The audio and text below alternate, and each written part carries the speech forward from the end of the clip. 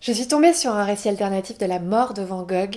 Il ne se serait pas donné la mort, on lui aurait donné la mort. Des journalistes ont investigué pendant des années, fouillant toutes les archives qu'ils pouvaient retrouver, et ils sont arrivés à cette conclusion. Ils ont ouvert la possibilité d'un scénario différent. Et s'il ne s'était pas donné la mort? Et s'il y avait une autre vérité sur lui? Et si ce n'était pas un artiste fou? J'ai entrepris de décortiquer le récit que j'avais sur Van Gogh, voire de le changer, et je me suis rendu compte qu'il était vraiment entrelacé au mythe qu'on a sur l'artiste et qu'il était quasi indéracinable. L'image que j'avais construite sur Van Gogh, elle était héritée de ce que j'avais entendu à l'école, de ce que j'avais lu, et j'avais comme cette équation indéfaisable dans la tête. Van Gogh égale les tournesols, égale l'oreille coupée, égale la folie.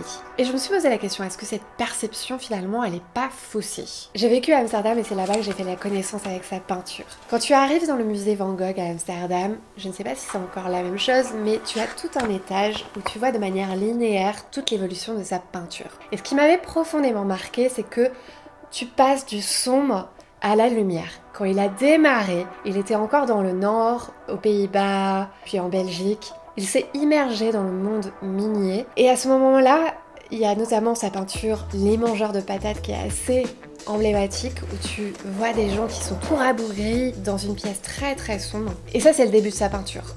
Vraiment pas très joyeuse. Puis ensuite, c'est quelque chose qu'on sait tous en général, c'est qu'il a vécu dans le sud de la France après être passé par Paris. Et c'est là vraiment que sa peinture s'est enrichie de couleurs, de chaleur. Et je me souviens avoir été médusée en me disant mais qu'est-ce qui s'est passé? Pourquoi les choses sont restées en suspens? Pourquoi ce feu d'artifice, ce bal de couleurs et puis tout à coup, plus rien? Le tableau Champ de blé avec Corbeau, avec ses silhouettes toutes sombres, a souvent été vu comme un présage de sa mort. Mais les spécialistes se sont toujours interrogés sur la nature du dernier tableau de Van Gogh. On sait que lors de la dernière journée de sa vie, il peignait, mais voilà, on s'est toujours interrogé sur quel était ce tableau qu'il peignait. Auvers-sur-Oise, la ville où il est mort, est comme un cluedo à ciel ouvert. Pourquoi dans les années 60 on a retrouvé un revolver rouillé dans un champ alors qu'au moment de sa mort personne n'a su retrouver le revolver qui l'aurait blessé? Comment se serait-il procuré un revolver? Ça on ne le sait pas. Il y a vraiment un problème de reconstitution des faits, des pièces manquantes dans le pulse de sa vie. Suite à mon coup de cœur sur le musée de Van Gogh à Amsterdam, je me suis procuré les lettres à Théo. C'est un recueil de lettres qu'il a écrites à son frère dont il était très proche. Théo avait aussi un tropisme fort vers l'art puisqu'il travaillait dans ce domaine, il travaillait dans le commerce de l'art et c'est lui qui a financé la carrière de Vincent. Mais cette association, elle a été sous tension de plus en plus parce que Théo donnait de l'argent à Vincent mais que les peintures de Vincent ne se vendaient pas. Donc Théo n'arrivait pas à se rembourser sur l'argent qu'il donnait à Vincent. Je l'ai vraiment lu parce que je voulais comprendre l'histoire de Vincent Van Gogh de l'intérieur. C'est comme un journal intime mais écrit à quelqu'un, il lui disait des choses très personnelles, il lui disait vraiment le fond de sa pensée.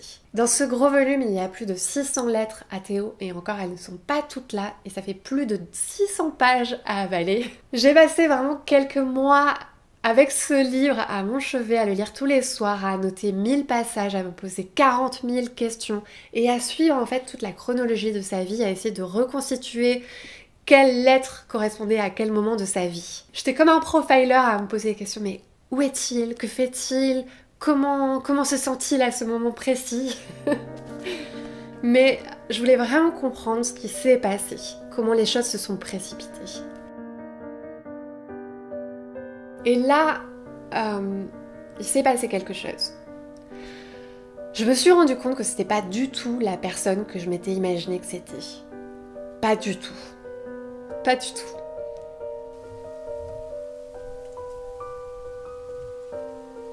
J'ai trouvé qu'il était très simple, avec une très grande humilité.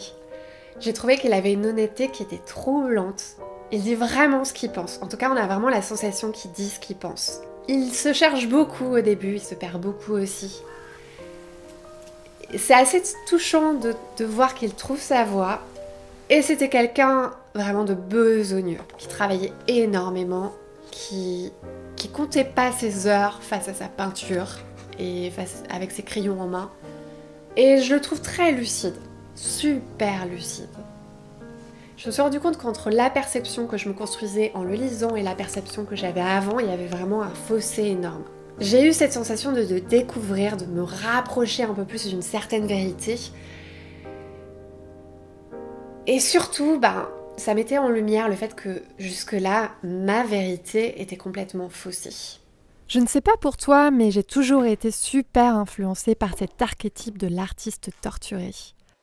À mi-chemin entre l'ange déchu et le héros romantique, je pense au poète maudit, je pense à toute la mélancolie exprimée dans la culture populaire sur Van Gogh à travers les films, les chansons, les livres qui ont été faits sur lui.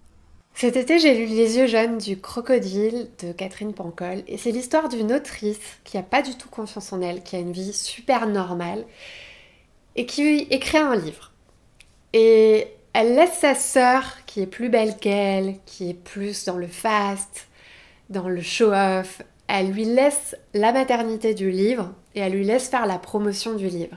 L'argument de sa sœur qui cherche à se faire mousser en disant qu'elle est autrice, c'est de dire que elle va savoir vendre le livre parce qu'elle va savoir raconter l'histoire, parce qu'elle va savoir l'incarner. En créant une image remarquable, un personnage atypique, ça va te distinguer du commun des mortels qui pourrait te dire « Ah, mon neveu de 3 ans sait faire la même chose ». J'ai un peu cette image avec Amélie Nothomb par exemple, où je me dis « Dans quelle mesure est-ce que c'est pas son chapeau qui booste ses ventes ?» C'est intéressant parce qu'avec Van Gogh, c'est ce qui s'est passé. Sa célébrité, elle a été portée par une histoire, une romanticisation de son histoire. Vincent Van Gogh, quand il est mort, il n'était pas du tout célèbre. Il n'était vraiment pas connu, il avait quasiment pas vendu de peinture. Et 6 mois plus tard, son frère, qui était celui qui avait collecté toutes ses peintures et qui était censé être en charge de les vendre, il est décédé. Et c'est la femme de son frère Théo, Johanna, qui a en fait hérité de tout ça. Et c'est elle qui a fait publier les lettres entre les deux frères, c'est elle qui a organisé des expositions, c'est elle qui a valorisé le patrimoine de la famille.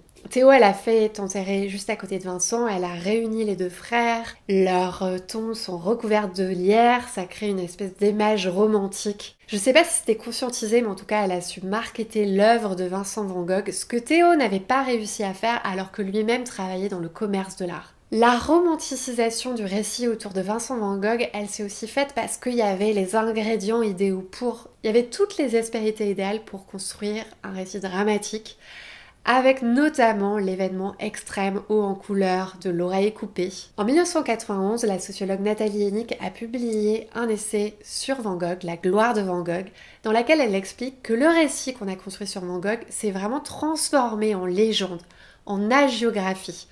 La géographie, c'est le récit de la vie d'un saint. Et ce récit, il a servi à construire un nouveau paradigme autour de l'artiste, ce qu'elle appelle l'effet Van Gogh. Il y a eu un tournant pour l'art du 19e au 20e siècle, où avant on s'intéressait vraiment à l'expression du peintre, sa maîtrise de la peinture et des règles académiques.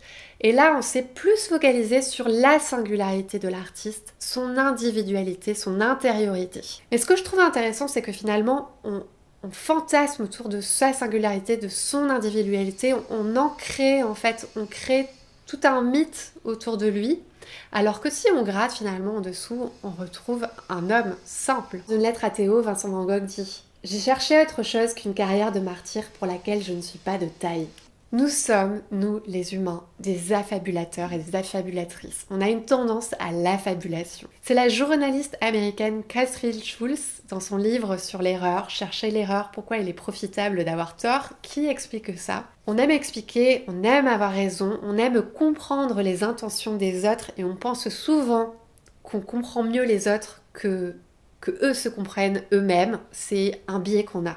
On a cette tendance à user de notre logique en fonction d'une grande théorie générale qu'on s'est construite. Et en fait, cette logique-là, on l'utilise au quotidien. Par exemple, sur une vidéo, si je me montre ici, partant de cette direction, tu vas présumer que je vais partir là-bas. Et sur l'image suivante, si tu entends du bruit, tu vas penser que je suis de ce côté. Alors que peut-être qu'il te manque des images intermédiaires qui me montrent en train de repartir là.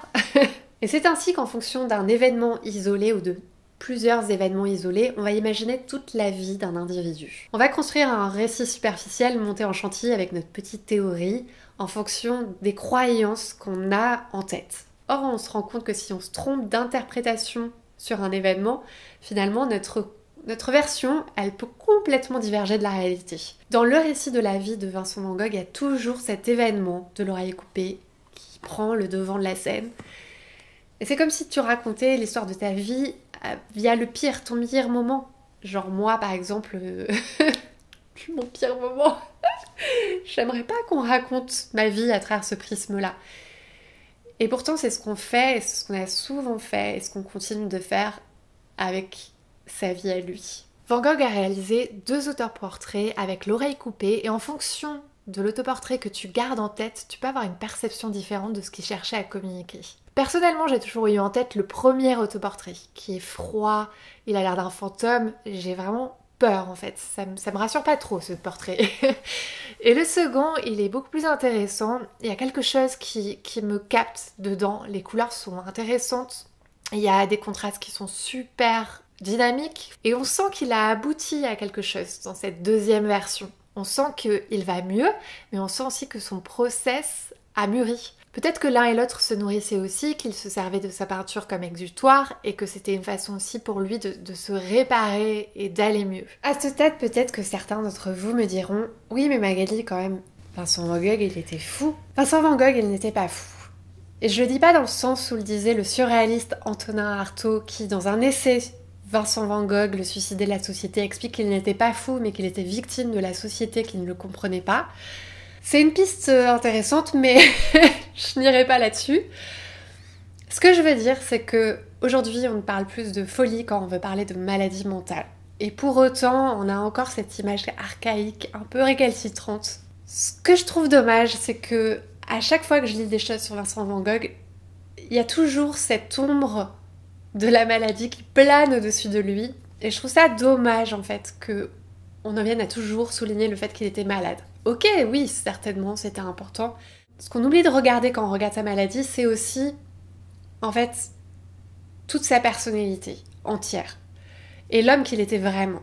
Sa maladie nous fait porter un regard biaisé finalement sur lui, parce que bien souvent, sur les maladies mentales, on a des représentations biaisées.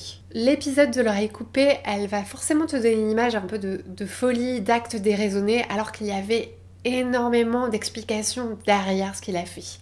Il se sentait extrêmement seul et il rêvait, c'était son rêve, de pouvoir travailler avec d'autres artistes, de créer une coopérative d'artistes. À un moment donné, il vit avec Gauguin, mais la colocation fait des étincelles et c'est à ce moment-là, suite à une dispute, un gros différend avec Gauguin, qu'il se mutile l'oreille. Se mettre à sa place peut-être dans ses chaussures et se dire « Ok, peut-être qu'elle était malade, mais finalement on peut justifier cet acte » et le rendre peut-être un petit peu plus accessible et compréhensible qu'il n'a toujours été pour nous.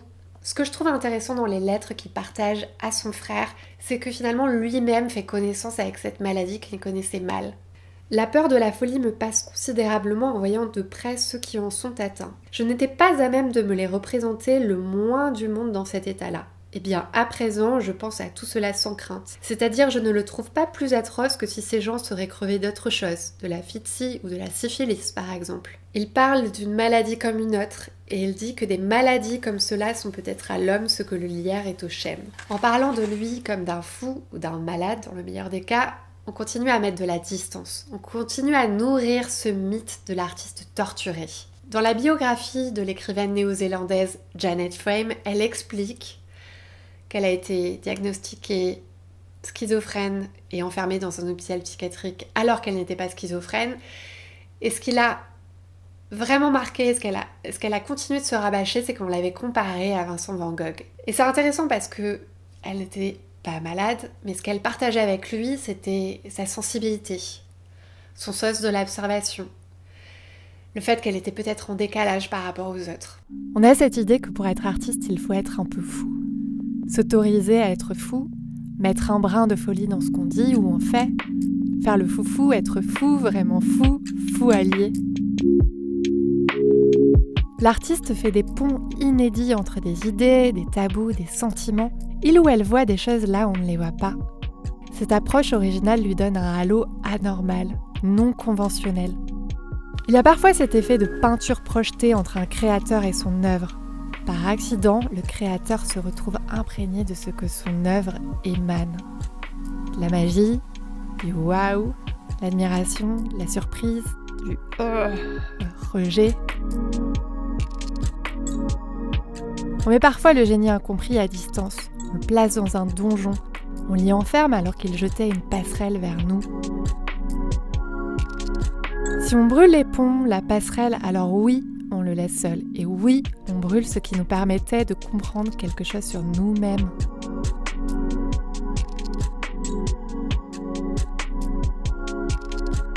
Distordre la réalité, c'est le propre de la créativité. Et la créativité, c'est le propre de l'humain. Est-ce qu'en sacralisant cette compétence, on ne la place pas hors de portée pour nous aussi ? Est-ce qu'en construisant des récits, on ne dévie pas nos propres histoires ? Vincent écrit à Théo : le devoir du peintre consiste à s'abîmer complètement dans la nature, à user de toutes ses facultés intellectuelles et à traduire tous ses sentiments dans son œuvre afin de la mettre à la portée des autres.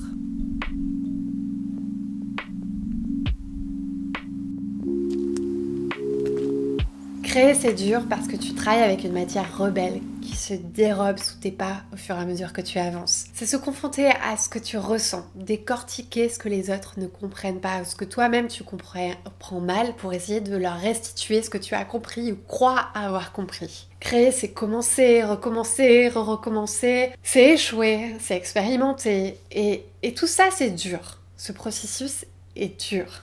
Le premier tableau de Vincent Van Gogh, c'était pas l'œuvre d'un génie. Il explique qu'il travaille bien raide, avec acharnement. Je laboure comme un vrai possédé, j'ai une fureur sourde de travail plus que jamais. Et c'est là qu'on touche du doigt ce qui a précipité le cours de sa vie sans doute, c'est qu'il a eu une vie dure. Il a mis du temps à trouver sa voie, il a essuyé pas mal d'échecs avant de se mettre sur cette voie de peintre. Il a dû assumer le rejet de sa famille suite à ça. Théo a été le seul à le soutenir. Il a dû aussi assumer le jugement, le regard des autres, la société qui ne comprenait pas forcément ce qu'il faisait. Pourquoi était-il dehors, devant un champ, toute la journée, à peindre sur son tableau ou à faire des petits croquis ? Il était complètement à contre-courant des autres et ses conditions de vie étaient vraiment, vraiment difficiles. Il mangeait mal parce qu'il n'avait pas assez d'argent. Il dit lui-même qu'il a abusé à un moment donné de café et d'alcool, il avait des problèmes de santé, il a eu des problèmes d'estomac, de dentition, ensuite il a eu sa maladie. Il travaillait énormément, sans doute qu'il était à certains moments complètement surmené, il voulait toujours en faire plus parce qu'il voyait qu'il gagnait pas d'argent avec sa peinture. Il était très seul, il avait peu d'interactions avec les autres. Et on peut facilement imaginer que face à cette adversité, face au fait qu'il n'arrivait pas à gagner sa vie de ce qu'il faisait, on peut imaginer que ça ait pesé énormément sur lui, c'est normal. C'est normal. Quand il parle de son avenir, il dit à certains moments « Ce n'est pas en noir que je vois l'avenir, mais je le vois très hérissé de difficultés. Et par moments, je me demande si ces dernières ne seront pas plus fortes que moi. » C'est une perspective assez triste de devoir se dire que jamais peut-être la peinture que je fais aura une valeur quelconque. Et tu me diras, et alors Magali, qu'est-ce que je fais de tout ça ? Je ne veux pas réécrire un autre récit sur Vincent Van Gogh. Je veux juste que tu t'interroges sur le récit qu'on a construit sur lui et sur le mythe de l'artiste torturé qui l'entoure, en fait, et qui repose sur ses épaules. Vraiment, en lisant les lettres à Théo, j'ai été émue. Et on ne peut que tisser un lien émotionnel avec son histoire parce que c'est dur de voir quelqu'un souffrir alors qu'il avait le potentiel. Le potentiel était là et on peut avoir que des « et si » en fait. Se dire « et si il avait vécu aujourd'hui à l'heure de l'instantanéité des réseaux sociaux, est-ce qu'il n'aurait pas réussi à promouvoir plus facilement son travail ?» Finalement, quand on s'intéresse à l'homme que c'était vraiment, ça nous donne l'opportunité de reconstruire ces histoires qu'on se raconte sur les artistes affamés, torturés, promis à la déchéance. Concernant sa mort, il semblerait que le récit alternatif des journalistes américains qui expliquerait que finalement il ne s'est peut-être pas suicidé, on peut s'interroger. Il est possible qu'ils soient eux aussi victimes de biais d'affabulation. C'est assez bizarre parce que quand j'ai lu leur théorie et tous les arguments qu'ils avançaient, j'y ai cru. En fait, j'ai cru en leur récit Et ça a comme eu un effet dopamine sur moi où je me disais « Ah mais c'est fou, mais comment en fait il a été assassiné ?» Et j'avais vraiment eu l'impression d'être atteinte du syndrome de Mulder, tu vois, dans X-Files, où il veut à tout prix croire à la théorie de l'existence des extraterrestres. Voilà, je pense qu'on a aussi on est très prompte en fait à croire des réalités alternatives. Cette année, il a été déterminé que son dernier tableau serait bien Racine, et l'endroit où il a été peint a été retrouvé grâce à une vieille carte postale qui a été prise par un photographe au XXe siècle. Et voilà, peut-être que dans ce Cluedo géant d'Auvers-sur-Oise, on retrouvera d'autres pièces. Peut-être qu'il y a d'autres éléments du puzzle qu'on découvrira. Mais il y a aussi beaucoup d'indices qui se sont perdus. Donc ne comblons pas les manques du puzzle avec des théories fumeuses. Il y a sans doute plein de choses qu'on ne saura jamais sur Vincent Van Gogh. Et l'une d'entre elles, c'est que son nom se disait pas Van Gogh, mais Van Rohr. Mais j'ai trouvé ça super intéressant de me poser sur la vie de Vincent Van Gogh parce que ça a vraiment été l'occasion pour moi de challenger des représentations mentales que j'avais qui étaient très fortes sur l'artiste et sur Vincent Van Gogh lui-même. L'usage qu'il avait de la couleur était la conséquence d'une recherche qu'il a faite très intense. Il a travaillé dur comme un ouvrier, comme il le dit, pour essayer de vraiment maîtriser les représentations dans l'espace. Il a énormément travaillé ses croquis, les esquisses qu'il réalisait, qu'il envoyait parfois dans ses lettres à son frère. De ses propres mots, il dit « Rechercher des sujets, fréquenter les ouvriers, se creuser la tête devant un modèle, dessiner sur place d'après nature, c'est vraiment une besogne ardue, et parfois même un sale boulot, voilà ce que je veux dire. Le métier est assez ingrat et son utilité certes contestable. » Il y a parfois dans l'histoire des autres des choses qu'on a envie de changer, des choses qu'on n'accepte pas, des choses qu'on a envie de réécrire. Parce que c'est l'histoire qu'on a envie d'écrire pour nous. Parce que dans le fond, on aime aussi bien que les histoires se finissent par « Ils finirent tous heureux, ensemble, main dans la main ». Les histoires qu'on raconte sont les histoires qu'on se raconte à nous et qu'on raconte aux autres. Elles ne sont pas neutres. Ce sont les histoires qui sont racontées encore et encore. Le regard qu'on pose sur l'artiste, c'est le regard aussi qu'on pose sur notre propre créativité. Est-ce que t'as pas envie que ce regard il soit plus juste, plus fidèle ? Moi vraiment, oui.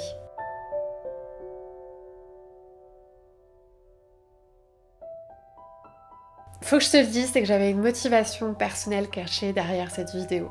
J'étais vraiment en quête d'un morceau de sagesse. Et je sais pas si j'ai trouvé. Mais c'est la raison pour laquelle j'étais vraiment agrippée à la réalisation de cette vidéo et que j'ai grippé justement dans la réalisation de cette vidéo. Si tu reçois la lettre créative depuis plus de 6 mois, tu sais du coup que ça fait plus de 6 mois que je suis sur cette vidéo. Et ça a été dur pour moi d'en accoucher. Donc j'espère qu'elle t'aura plu, qu'elle t'aura été utile. Et n'hésite pas à me dire si ça a été le cas, ce qu'elle t'aura apporté, quelles sont les interrogations que tu gardes, les points qui sont peut-être pas clairs dans cette vidéo. Et si elle t'a plu, n'hésite pas à la partager. Je te dis à très bientôt pour de nouvelles aventures et prends bien soin de toi.